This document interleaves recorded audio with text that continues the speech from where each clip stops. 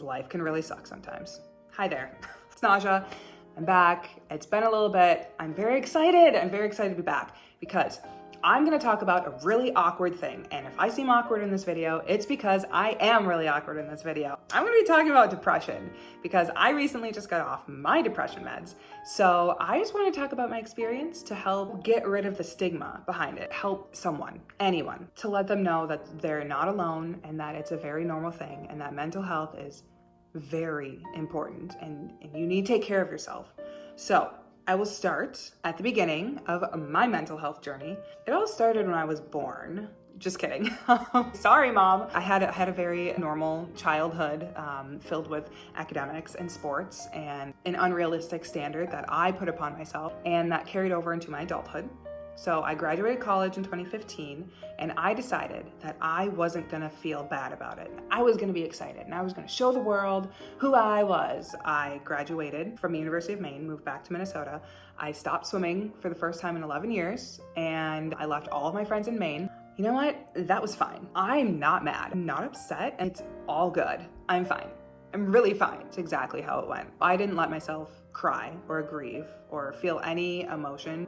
That, I think, was the starting point of it, just because I was so not okay. I didn't have a job that I wanted. I had to go back to my high school job. Anyway, it was just like a whole snowball of things. So then I got a job that I actually wanted, which was great. I made some friends there. But then all of my friends started to go back to school and I didn't. And that was really hard because I felt like I was missing out. I decided to push even more and let everyone else know that I was still okay and I was still on top of the world and I was still this perfect person. Yeah, that couldn't have been farther from the truth. So I started to get mad.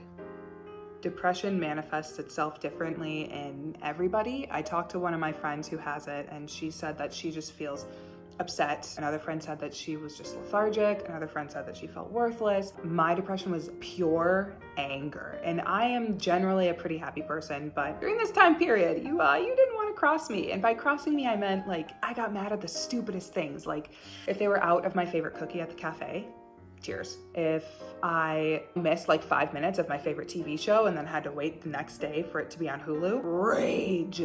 So upset. It got to a point where I was writing in my journal. I remember this day specifically. I said that I didn't want to feel anything anymore because it was too hard, because I didn't know how to regulate my emotions. Right after that, I remember writing that I felt guilty because I had a fine life. I had fine friends. I wasn't unsafe in any way. I was just unhappy and mad, and I didn't know why. A couple days later, during my daily venting sessions of everything wrong in Naja's life, my mom, she turns to me. She was like, "Honey, I think you have depression." And I stood there and I thought about it. And I was like, no, I definitely don't have depression, because I'm not like crying all the time. I'm just like angry. I went to my doctor. He said that, yep, I have the symptoms. Let's talk about the symptoms. There are a ton. I looked on the Mayo Clinic website and they listed out like 50 different symptoms of depression. And there's really not one way to define it. Thankfully, my doctor knew right away. He's like, yeah, let's give it a try. I'll start you on some depression meds right meow. And I started taking them the next day. And a week later, I finally got my wish. I didn't feel anything and I was tired. I was very even-keeled. Nothing upset me, but nothing really brought me joy. My highs weren't as high, but thank the Lord, my lows were not as low. It was just like a nice hazy filter at the beginning because my body was getting used to it. I adjusted. My emotions were rounded. They weren't as sharp and pointy and they didn't hurt as much, which was really nice. But I also knew that I couldn't be on these for forever. Some people have to be, and that's totally fine. Every person's different. So as soon as I had my life under control, I didn't have my life under control. I still don't have my life under control. As soon as I had my emotions under control with the help of these pills, I decided to work on my life because clearly I wasn't happy at this job if I was angry and upset all the time. So I started going to therapy, highly recommend. I figured out that I need to go to grad school because I need to get the job that I actually really want. So went through that process, got into grad school, left Minnesota for Boston in 2017. Stayed on my depression med because grad school is just a whirlwind. You're learning so much, you're in the classroom, out of the classroom, oh my gosh, emotions. and boys, homework, stress, and like all this jazz. We stayed on them. And then in 2019-ish, my doctor said, yeah, for sure, you can totally go off the depression meds. I didn't. I stayed on them for a little longer because, again, life just comes at you. But, during quarantine, I decided that it's time to get off of them. I was feeling good. I actually was feeling really, really happy for a bit and decided that it was time. It was just time. So I weaned off them. I did not go cold turkey. Do not recommend going cold turkey. I did that accidentally one time. It was the worst week of my life.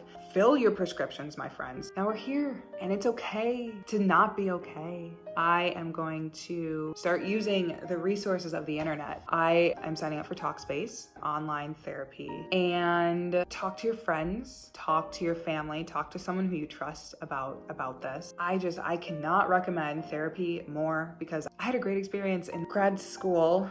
I had a therapist that I absolutely loved, but no, I can't see her because now I'm not in grad school anymore. Moral of the story, reach out. You're not alone. Even if you feel alone, there are resources. Talk to your doctor. If you don't have a doctor, talk to your friends. If you don't have any friends, talk to your family. If you don't have any family, talk to me. I'm a friend of the world. I just want you to be okay, and I want you to take care of your mental health. You can do this. I believe in you. So that's it.